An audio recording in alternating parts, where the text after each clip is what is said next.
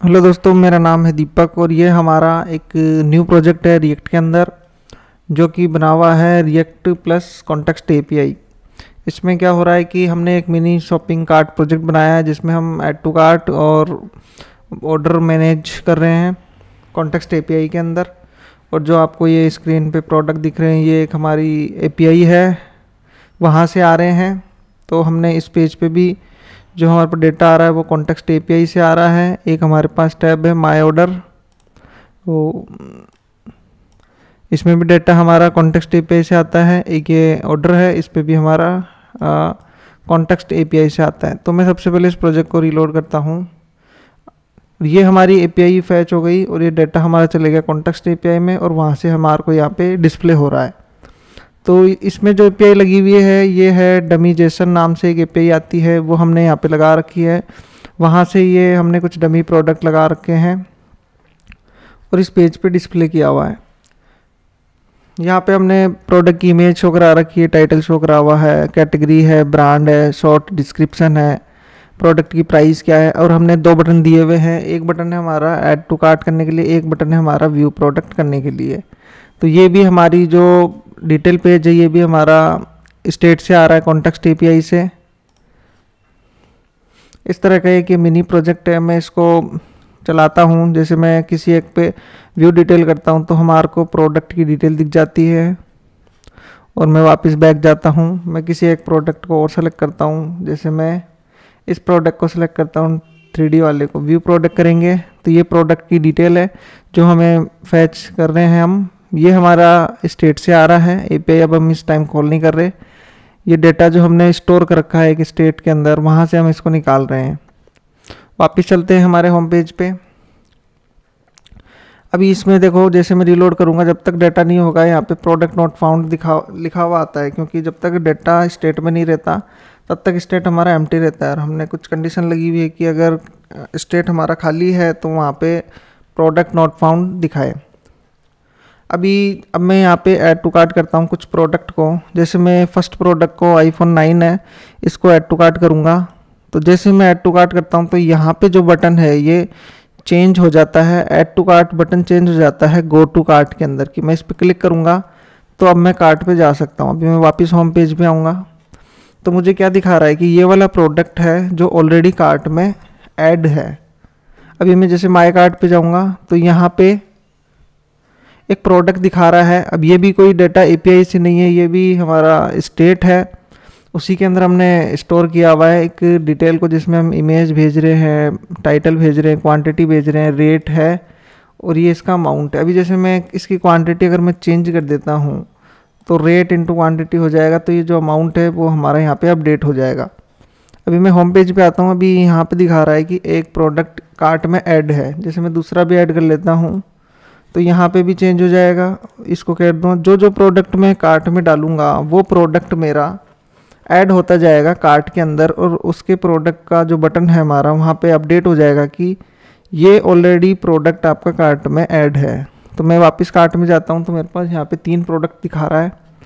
मैं इसको कर देता हूँ 3 क्वांटिटी, इसको कर देता हूँ मैं 2 क्वांटिटी। ठीक है, इनकी रेट भी अपडेट हो गई है। अब होम पेज पे जाते हैं और मैं वापस अगर वहाँ पे जाता हूँ तो इसमें ये ऑटो सेलेक्ट भी है कि क्वांटिटी हमने 5 सेलेक्ट की थी तो 5 रहेगी, 2 सेलेक्ट की थी तो 2 रहेगी। अगर मैं इसको रीलोड कर देता हूँ, जैसे मैं रीलोड कर दूंगा तो स्टेट से डाटा चला जाएगा, क्योंकि अभी एपीआई से नहीं आ रहा। ये पूरा एक लोकल प्रोजेक्ट है जो हमारा एक बार डेटा सेव होता है स्टेट में और उसके बाद रिफ्रेश करते ही डाटा हमारा चला जाता है। अभी दिखा रहा है एम्प्टी कार्ट, क्योंकि स्टेट हमारा खाली हो गया, खाली होते ही यहाँ पे वो एल्स कंडीशन चल गई। अब मैं जैसे एक प्रोडक्ट को ऐड टू कार्ट किया, इसको ऐड टू कार्ट किया, 2 प्रोडक्ट मैंने कार्ट में डाल दिए। मैं इसकी 2 क्वांटिटी कर लेता हूँ। ठीक है, अब मैं जैसे इसको रिमूव कर दूंगा,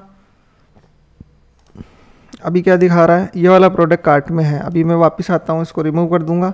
अब मेरे पास कार्ट में कोई प्रोजेक्ट नहीं, वो कोई प्रोडक्ट नहीं है, तो दोनों जगह वापस से ऐड टू कार्ट आ गया। तो इस प्रोजेक्ट में एक ये वाला बढ़िया फीचर है कि आपका प्रोडक्ट पता लग जाता है कौन सा कार्ट में है कि कौन सा नहीं है। मैं 2 प्रोडक्ट डाल लेता हूँ वापस से, दोनों डाल दिए मैंने। अब मैं इसको ऑर्डर कर देता हूँ, प्लेस कर देता हूँ एक बार। चेकआउट करूँगा तो चेकआउट पे हमने एक पेज बना रखा है सिंपल सा, जिसमें मैसेज आ रहा है कि ऑर्डर आपका क्रिएट हो चुका है। मैं गो टू माई ऑर्डर पे जाऊँगा तो ये एक हमारा अलग वो है, अलग स्टेट है जिसमें हम ऑर्डर की लिस्ट सेव करा रहे हैं। जैसे ऑर्डर 1 है, इसका टोटल कितना है, $1529 है, इसकी क्वांटिटी 1 है, इसकी भी 1 है, इसका अमाउंट ये है। अभी जैसे मैं होम पेज पे जाता हूँ, होम पेज पे जाने के बाद जैसे मैं एक लैपटॉप ले लेता हूँ, ठीक है, और एक मैं अभी तो एक सिंगल लैपटॉप लेते हैं, ठीक है। अब मैं जैसे कार्ट पे जाऊँगा, कार्ट में फ़िलहाल अभी एक प्रोडक्ट है, चेकआउट करते हैं, ये हमारा ऑर्डर क्रिएट हो गया, ठीक है। वापस कार्ट में जाएंगे, कार्ट हमारा खाली हो गया, क्योंकि जैसे हम ऑर्डर कर देते हैं तो कार्ट हमारा एम्प्टी हो जाता है। अब ऑर्डर में जाएंगे तो हमारे पास ऑर्डर 1 के अंदर 2 प्रोडक्ट थे, ऑर्डर 2 के अंदर 1 प्रोडक्ट है। इसी तरह से हम जैसे मल्टीपल प्रोडक्ट डाल देते हैं, जैसे 1 2 3 और एक प्रोडक्ट और डाल देता हूँ मैं, जैसे ये 4। तो ये 4 प्रोडक्ट हमारा यहाँ पे काउंट भी दिखा रहा है कि आपका जो कार्ट के अंदर प्रोडक्ट है वो 4 प्रोडक्ट है, और ऑर्डर पे जाने पे मुझे 2 प्रोडक्ट दिख रहे हैं। कार्ट में जाएंगे, कार्ट में 4 प्रोडक्ट है, इसको भी मैं चेकआउट कर लेता हूँ। चेकआउट करने के बाद मेरे को मैसेज आ गया कि आपका ऑर्डर क्रिएट हो गया सक्सेसफुली। ऑर्डर पे चलते हैं। अब हमारा जो ऑर्डर क्रिएट हुआ है वो क्रिएट हुआ है ऑर्डर नंबर 3, जिसके अंदर हमारे पास 4 प्रोडक्ट हैं। इसका जो टोटल अमाउंट है वो है $149। तो ये सिंपल सा प्रोजेक्ट है जिसमें हमने ऑर्डर को मैनेज किया हुआ है, कार्ट को मैनेज किया हुआ है और हमने प्रोडक्ट को मैनेज किया हुआ है। अब हम आ जाते हैं नीचे। अब हम इसका कोड देख लेते हैं, कोड हमने किस तरह से लिखा हुआ है। सबसे पहले तो मैं फोल्डर स्ट्रक्चर दिखा देता हूँ कि इस प्रोजेक्ट को हमने क्या फोल्डर स्ट्रक्चर करके बनाया है। जैसे हमने एक फ़ोल्डर लिया है API का, API के अंदर हमारे पास एक प्रोडक्ट API है, एक हमारा कंपोनेंट जिसमें कार्ट एक कंपोनेंट है, एरर एक कंपोनेंट है, हेडर है, ऑर्डर सक्सेस है, प्रोडक्ट डिटेल है और प्रोडक्ट्स है। ये हमारे कुछ कंपोनेंट है। इसके बाद हमने कॉन्टेक्स्ट का लिया है, जो हम बता रहे थे कि हमारे पास मल्टीपल कॉन्टेक्स्ट है, कि जैसे एक प्रोडक्ट हो गया उसको हमने सेट कर दिया कॉन्टेक्स्ट में, एक हमारा ऑर्डर हो गया उसको सेट कर दिया, एक हमारा कार्ट हो गया उसको भी सेट कर दिया। तो यहाँ पे 2 फाइल बनी हुई है, एक गेट डाटा के लिए, एक सेट डाटा के लिए, ठीक है। एक हमने इसमें कस्टम हुक का भी यूज़ किया है कि कस्टम हुक कैसे बनाते हैं। जैसे हमने एक कस्टम हुक बना रखा है कार्ट डाटा कॉन्टेक्स्ट, इसमें हमारे को ओनली कार्ट का डाटा मिल रहा है। जैसे ही हमारे को बार बार ये नहीं लिखना पड़ेगा कि यूज कॉन्टेक्स्ट और उसके अंदर कॉन्टेक्स्ट पास करना है, हम डायरेक्ट इसको नाम देंगे कि हमारे को कार्ट कॉन्टेक्स्ट डाटा चाहिए तो ये कार्ट का डाटा लेके आ जाएगा डायरेक्टली। तो हम देखेंगे कि इसमें कस्टम हुक कैसे बनाते, बहुत एडवांस काम किया हुआ है कि जैसे हमारा इंडस्ट्री, जैसे हम रियल प्रोजेक्ट कैसे करते हैं कंपनी के अंदर, क्या हम फोल्डर स्ट्रक्चर फॉलो करते हैं, किस तरह से फाइलों को डिवाइड करते हैं, किस तरह से स्टेट को मैनेज करते हैं।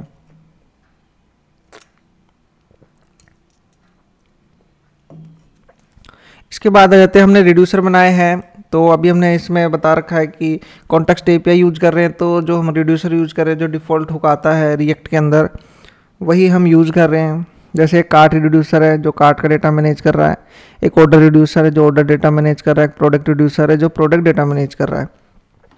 अब इसके अंदर राउटिंग भी यूज़ की है, क्योंकि हमारे पास जो प्रोडक्ट है, जैसे हमारा दूसरा पेज कौन सा है, एक डिटेल पेज है, एक कार्ट पेज है, एक ऑर्डर पेज है और एक ऑर्डर सक्सेस पेज है। तो इसके लिए हमारे को राउटिंग भी करनी पड़ी थी, तो राउट भी हमने यूज़ कर रखा है कि एक हमने राउट का फोल्डर बना रखा है जिसमें हमने राउट की फ़ाइल रखी हुई है। एक हमने यूटिल्स का फोल्डर बनाया है जिसमें हमने API को रखा हुआ है, जिसके जैसे वो बेस URL होते हैं कि हमारे को बार बार URL कॉल करने पड़ते हैं, तो उसको हमने एक सेपरेट फाइल में रख दिया। एक हमने कुछ कॉन्टेक्स्ट बना के रखे हैं, कॉन्स्टेंट बना के रखे हुए हैं जो फिक्स है, स्टैटिक है, कि हमने एक अलग से फाइल में रख दिए तो हम वहाँ से यूज़ कर लेते हैं। अब हमारी जो सबसे मेन फाइल होती है कि हमने ऐप वाली फाइल में क्या कोड रखा है। तो ये ऐप वाली फाइल है जिसमें सिंपल सा, मुश्किल से हमारी इसके अंदर 10 लाइन का कोड है। एकदम नीट एंड क्लीन कोड है, क्लीन आर्किटेक्चर है, कि ऐसे नहीं कि पूरा कोड ही हमने एक लाइन में लिख दिया। 10 लाइन के कोड के अंदर हमने पूरा शॉपिंग कार्ट बना रखा है, मिनी शॉपिंग कार्ट, कि हमने क्या क्या कर रखा है। प्रोडक्ट कॉन्टेक्स्ट है जिससे हमारे को प्रोडक्ट डेटा मिल रहा है, एक डिस्पैच है, एक कार्ट कॉन्टेक्स्ट है, कार्ट डिस्पैच है, ऑर्डर कॉन्टेक्स्ट है, ऑर्डर डिस्पैच है। तो ये 10 लाइन का प्रोजेक्ट है, वो 10 लाइन का कोड है जिससे हमारा पूरा प्रोजेक्ट हैंडल हो रहा है आराम से। एक हमारा कंपोनेंट हेडर है, एक हमारा कंपोनेंट आउटलेट है। ठीक है, अब हम चलते हैं, जैसे कि सबसे पहले मैं यहाँ पे आता हूँ शॉपिंग कार्ट पे। तो शॉपिंग कार्ट पे ये यहाँ पे कौन सा पेज दिख रहा है, उसके लिए हमें पहले राउट देखना पड़ेगा, कौन सा राउट किसके लिए चल रहा है। तो route.js में चलते हैं। तो ये सिंपल सी राउट फाइल है जिसमें क्या लिखा हुआ है, अगर स्लैश आता है मतलब कि अगर इंडेक्स पेज है, कोई भी यूआरएल नहीं है, तो उसको प्रोडक्ट वाले कंपोनेंट पे भेजना है। तो मैं इसको क्लिक करके ओपन करता हूँ। ये हमारा प्रोडक्ट वाला कंपोनेंट है जिसके अंदर हमने क्या किया है, जिसके अंदर हमने किया है कि प्रोडक्ट का काउंट निकाला है। जो यहाँ पे 30 दिख रहा है ये टोटल प्रोडक्ट का काउंट है। ठीक है, प्रोडक्ट डेटा में से आ रहा है ये। और इसके बाद हमने क्या किया है, अगर प्रोडक्ट डेटा की लेंथ 0 से ज़्यादा है, मैं जैसे रिफ्रेश करूँगा तो ये नॉट फाउंड दिखा रहा है। जब तक 0 है तब तक नॉट फाउंड दिखा रहा है, जैसे 0 से ऊपर जाती है फिर हमने क्या किया, मैप चलाना है। मैप के बाद में क्या करना है, जो हमारा कार्ड है जिसमें मेरे को थंबनेल दिखाना है, टाइटल दिखाना है, ब्रांड नेम दिखाना है, कैटेगरी दिखानी है, डिस्क्रिप्शन दिखाना है, प्राइस दिखाना है, और ये हमारे जो बटन है वो हमें दिखाने हैं। ठीक है, अभी जो मैं बता रहा था कि बटन के अंदर हमारे पास कंडीशन है कि ऐड टू कार्ट कब दिखेगा और गो टू कार्ट कब दिखेगा। अगर कार्ट आईडीज़ का एक वेरिएबल है उसके अंदर हम चेक कर रहे हैं कि जो आईडी अभी आ रही है वो अगर इसमें इंक्लूड है तो क्या दिखाना है, गो टू कार्ट दिखाना है। एल्स में क्या दिखाना है, ऐड टू कार्ट दिखाना है। तो ये अभी तो मैं फ़िलहाल आपको डेमो दे रहा हूँ, नेक्स्ट वीडियो में हम इसको बनाना भी सीखेंगे। अभी मैं डेमो इसलिए दे रहा हूँ कि हम बनाने क्या वाले हैं, पहले उसका एक ओवरव्यू कर लेते हैं। अब यहाँ पे आते हैं कि जैसे ही पेज लोड होता है तो यूज इफेक्ट चलता है। यूज इफेक्ट में कौन सा फंक्शन चलेगा, फैच प्रोडक्ट। अब फैच प्रोडक्ट कहाँ से आ रहा है, ये हमारा फैच प्रोडक्ट एपीआई है। अब ये कहाँ से आ रहा है, मैं इस पर क्लिक करूँगा तो ये एक अलग से फोल्डर अलग से फाइल बनी हुई है जो मैंने बता रखी थी, एपीआई का फोल्डर बना रखा है प्रोडक्ट API.js। इसमें मैंने एक कोड लिखा हुआ है कि जो हमें क्या कर रहा है, एक्सियोस हमने लगा रखा है API कॉल के लिए ऑल प्रोडक्ट। ये ऑल प्रोडक्ट कहाँ से आ रहा है, इसको भी मैं ओपन कर लेता हूँ। ऑल प्रोडक्ट हमारा आ रहा है API URL से। तो हमने एक बेस URL बना रखा है, बेस URL हमारा डमी जेसन है। ये है हमारी API जहाँ से हम प्रोडक्ट निकाल रहे हैं। ये आपको नेट पे मिल जाएगी, dummyjson.com के नाम से एक साइट है, वहाँ से हम उठा रहे हैं। तो अब हमने एक URL बना दिया कांस्टेंट की ऑल प्रोडक्ट का एक कांस्टेंट बना रखा है हमने कि जस्ट जहाँ पे भी इसको यूज़ करेंगे तो ये हमारे पे एक URL बना के दे देगा। ठीक है, उसके बाद क्या कर रहे हैं, गेट रिक्वेस्ट जारी है। अगर स्टेटस 200 है तो क्या करना है कि जो डेटा आ रहा है वो हमें रिटर्न कर दे। और वो रिटर्न कहाँ पे होगा, वो रिटर्न हो जाएगा हमें रिस्पॉन्स के वेरिएबल में। फिर हम क्या कर रहे हैं, डिस्पैच चला रहे हैं। डिस्पैच के अंदर सेव प्रोडक्ट हमने टाइप दे दिया उसको, और पेलोड में हमें जो रिस्पॉन्स आया था वो दे दिया। अब हम चलते सेव प्रोडक्ट। ये कहाँ पे बना हुआ होगा, ये हमारा है रिड्यूसर जिसके अंदर हमने टाइप दिया है सेव प्रोडक्ट। तो प्रोडक्ट रिड्यूसर में जाएंगे, यहाँ पे आते सेव प्रोडक्ट में क्या हो रहा है, जो स्टेट है वो हो जाए action.payload के बराबर हो जाए। ठीक है, क्योंकि बाय डिफ़ॉल्ट एम्प्टी रहेगी, क्योंकि हम सिंगल प्रोडक्ट तो डाल नहीं रहे, पूरा एरे डाल रहे हैं। तो हमने स्टेट को असाइन कर दिया कि जो पेलोड है वही सेट हो जाए। ठीक है, इसके बाद में हम क्या कर रहे हैं, जैसे ऐड टू कार्ट का फंक्शन है उसमें क्या कर रहे हैं, क्वांटिटी ले रहे हैं बाय डिफ़ॉल्ट एक। जैसे मैं क्लिक करूँगा तो एक ही जाएगी डिफ़ॉल्ट।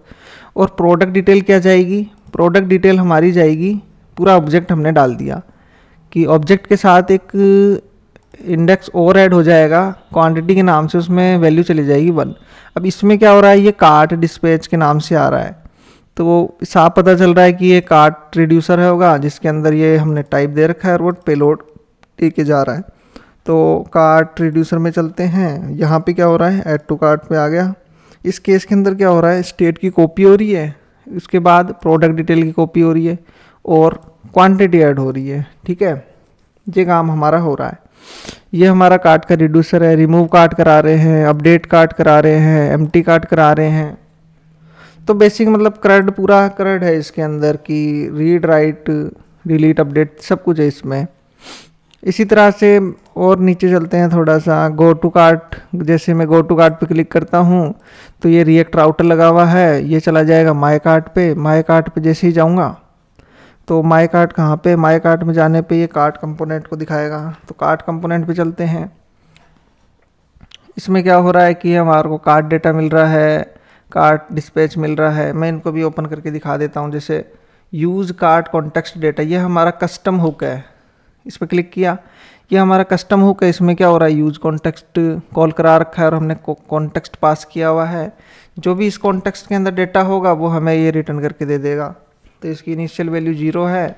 तो अगर अपडेट होती है तो ये हमारे को अपडेट वैल्यू दिखाएगा। इसी तरह से डिस्पैच के लिए है, ऑर्डर डिस्पैच है, ऑर्डर डेटा है, नेविगेट हमारा राउटर फंक्शन है, रिमूव कार्ट है, वही हमारा कार्ट पे जाएगा, ये वाला टाइप लेके जाएगा, ये आईडी लेके जाएगा, ये अपडेट कार्ट क्वांटिटी है। चेकआउट में हम क्या कर रहे हैं, कार्ट डेटा रिड्यूस कर रहे हैं, कैलकुलेशन कर रहे हैं। और ऑर्डर नंबर में क्या कर रहे हैं कि स्टैटिक नंबर ले लिया, ऑर्डर को हम चेक कर रहे हैं कि अगर ऑलरेडी है +1 हो जाएगा, उसका न्यू जनरेट हो जाएगा नंबर। पेलोड में हम नंबर दे रहे हैं, टोटल दे रहे हैं, प्रोडक्ट दे रहे हैं, ठीक है। ऑर्डर डिस्पैच हो रहा है, कार्ड डिस्पैच में क्या कर रहे हैं, एम्प्टी कार्ट करा रहे हैं और फिर नेविगेट कर रहे हैं ऑर्डर सक्सेस पे। तो ये हमारी ऑर्डर की टेबल है। इसमें हमारा क्या चल रहा है, मैप चल रहा है कार्ट के ऊपर और ये पूरा डाटा प्रिंट हो रहा है। तो इस तरह का प्रोजेक्ट है। ये हमारा एरर पेज है कि अगर कोई सा राउट नहीं मिलता है तो ये एरर पेज पे जाएगा। मैं इसको चला के दिखा देता हूँ। जैसे मान लीजिए मैंने इस पर लिख दिया कॉल, जैसे मैं कॉल किया तो ये आ रहा है ऊप्स पेज नॉट फाउंड। अब ये कैसे आ रहा है, ये अभी ये वाला पेज चल रहा है ऊप्स पेज नॉट फाउंड। अब ये चल कैसे रहा है, ये राउट पे दिखा देता हूँ।